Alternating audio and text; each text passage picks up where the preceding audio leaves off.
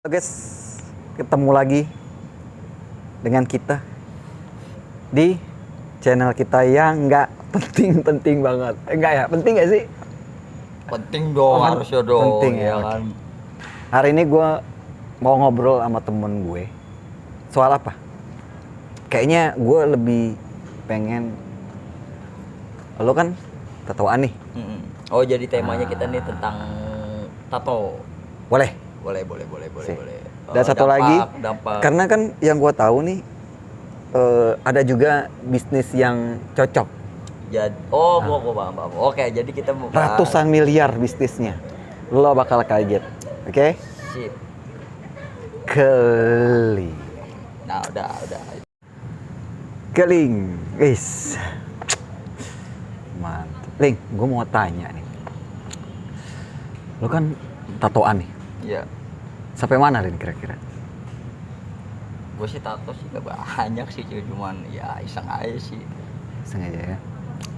Tapi kadang apa sih yang lo membuat lo nato tuh kenapa sih, Ling? Satu karena gue suka karya ya, itu pandangan gue Iya. pribadi sih gitu. Karena kan kebanyakan tuh orang suka berpikir Negatif. Wah, pasti kan dong. Biasanya kan kayak gitu. Tapi mungkin sekarang eranya udah berubah kali kan? Ya sekarang gini ya, kalau menurut sudut pandang itu kan masing-masing ya kan. Mau orang sudut pandang orang yang tatoan itu negatif, ya gue menghargai sudut pandang itu ya. Di sudut pandang gue, yang bawa bertato itu nggak selamanya negatif juga sih. Banyak juga kan yang kayak yang pelaku-pelaku kriminal itu kan yang malah justru yang nggak bertato. Oh iya. Bener nggak? Nah. Bener juga tuh ya. Malah justru dia lebih gawat lagi. Lebih jahat dibandingin orang yang bertato. Bener. Minter-minterin masyarakat ya. Sekarang jatuhnya gini, maaf kata, orang penampilan gue oke lah, nggak berdasi, gue nggak punya jabatan. Tapi lu udah keren. Iya.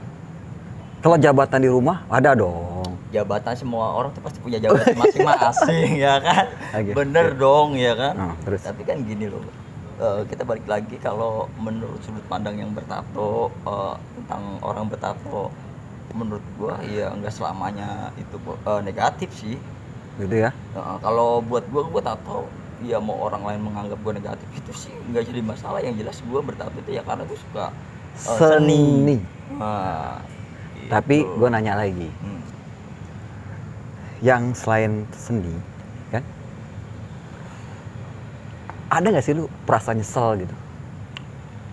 Dibilang nyesel ya pasti. Sepengalaman gua. Pas kapan lu nyesel tuh, pas kapan? Jadi ini kan biar orang tahu, sebelum dia nato nih, dia harus berpikir dulu gitu, 3 kali 4 kali gitu. Jangan sampai kejadian kayak lo gitu kan. Tapi kan lo kan memang seni kan. Tapi kan terkadang kan kita bisa seni oke. Tapi kan juga nggak diluapkan dengan tato juga kan gitu ya. Tapi ya nggak masalah juga. Tapi nggak masalah juga loh gitu kan. Itu kan tergantung person aja, tergantung lo sukanya aja gitu. Nah ini hanya pengakuan dari teman gue yang tatoan gitu kan. Berarti lo nyesel? Kalau dibilang nyesel. Kapan lu pas mulai lah? Nyesel yang ya udah beranjak mau dewasa lah. Karena mungkin ada hal-hal yang terbatas untuk segi tato sih intinya.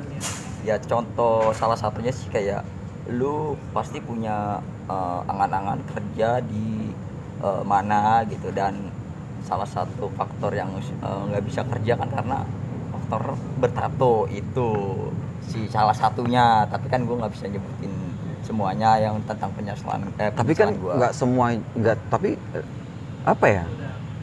Banyak juga sih orang yang sukses sih dari seni itu kan banyak juga yang sukses ya, gitu. Tapi kan kasarnya gini loh, orang bertato ya berarti kerjanya yang bidangnya yang sejalur sama seni itu masuk. Tapi terkadang kita tapi kadang gini loh, orang yang basicnya nggak di seni ya kan? Dia bertato. Tapi lu seni kan? Harusnya sih kalau emang ya jangan sampai bertato juga sih gitu. Iya. Tapi kalau lu basicnya seni, lu bertato, seenggaknya lu nyari kerja di bidang seni dan semacamnya lu enak. Tapi kalau lu nggak punya seni tapi lu bertato dan lu pengen kerja yang nggak di bidang seni atau kerja kantor agak itu susah. agak susah. Itu faktornya saya saran apa menurut gua sih. Jadi kayaknya dunianya kayak terbatas gitu ya. Iya gitu. Jatuhnya kan kayak bertato gitu bukannya tempat kerja itu apa sih, nggak semua kerjaan itu bertato itu nggak dibolehin atau apalah gitu kan. Tapi kan juga ada juga harusnya sih, ya saran gue sih janganlah. Kalau penyesalan pasti penyesalan. Jadi saran lo nih untuk orang yang pengen hari ini memulai bertato, kayaknya dipikirin 4 kali dulu deh gitu ya. Iya. Dipikirin ulang lagi terus, lu bangun tidur lu pikir lagi bener nggak nih? Pikir matang-matang aja. Bener nggak nih gitu. Mungkin kalau buat orang yang berduit, it's okay gitu ya. Iya betul. Karena dia bisa ngilangin kapan aja gitu kan.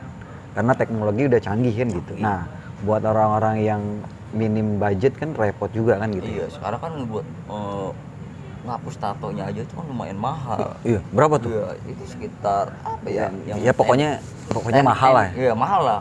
Kita paling minim yang mau paling bersihnya aja buat ngilangin tato itu kan yang setahu gua tuh pakai laser gitu kan, dan itu lumayan juga duitnya ya, harga lu bisa beli motor baru lah. Tapi gitu gue punya ini nih, Ling. Kan katanya kan orang bertato tuh apa ya? Dunia kerjanya tuh terbatas tuh. Iya. Tapi kan lu bisa juga usaha tuh. Karena usaha yang lagi booming nih, lu bayangin kan. Dokter pun kalah gajinya sama dia. Iya kan, lu tahu kan? Bini bokin gue, dokter. Oh iya, setahu. Nah, kan? Bener-bener setahu gua kan bokin dulu dokter nih. Bokin gue dokter. Tiap hari dia kerja gitu. Tapi perasaan dia nggak punya tuh duit miliaran kan kayak gitu. Saat ini kita harus mengikutin anaknya Pak Jokowi. Siapa tuh anaknya Pak Jokowi? Emang lu gak kenal? Kan banyak gitu, maksudnya kan siapa dulu nih? Kaisang Pangarep tuh. Oh iya. Itu harus dicontoh juga karena dia, lu bayangin. Oh iya, setahu gua. Iya kan? Setahu gua dia bisnis Apa tuh? Pisang. Iya. Tapi dia bisa investasi tuh ratusan miliar. Lu bisa bayangin dengan jual pisang. Jadi makanya gue bilang sama bokin gue, sebaiknya lu berhenti jadi dokter. Kita jualan pisang aja. Oke. Udah skip. Udah bagus. Jadi jualan pisang itu, kalau lo mau dapat miliaran harus jualan pisang. Lo kerja apanya kalah. Iya kan? Ngapain lagi susah? Gue rasa itu program sangat luar biasa. Ya kalau menurut gue sih ya, di segi pandang gue sama Kaisang ya gue sempet salut juga sih, anak banget, muda, gak bohong luar biasa. Iya, dari hal yang jualan pisang itu nggak ada di benak otak gue tuh ya, maksud gue jualan pisang bisa wow hebat menurut gue ya, menurut kayak bisnis luar biasa lah, luar biasa, keren. Menurut gue keren banget itu, jadi jualan pisang bisa menghasilkan miliaran itu menurut gue luar biasa ya. Mungkin nanti gue bakalan mau cari tahu tekniknya juga sih, caranya kayak gimana ya, kali aja gue juga bisa kayak dia juga dong. Bisa ya lah kan? Bisa dong, kenapa enggak? Bisnisnya sama, jualan pisang. Itu sama. Oke. Sekarang gue juga semua orang juga pasti mau berbisnis gitu kan, tapi juga gue dari kecil nggak pernah berpikir buat jualan pisang. Jadi lu nggak, kalau lu bermindset kayak gitu berarti lu nggak bakal punya ratusan miliar. Iya, enggak, ini tentang nih Kaisang nih harus diajarin nih Kaisang. Ya, lu harus ngajarin gue juga sama berdua nih, biar bagaimana caranya bisa investasi. Wah, gue pengen ini buat Kaisang ya, maaf nih, ajarin gue dong supaya gue pengen buat kayak lu, sumpah lu bisa menghasilkan miliaran tuh, bener-bener bisnis yang terlihat sederhana tapi hasilnya buset. luar biasa. Cut.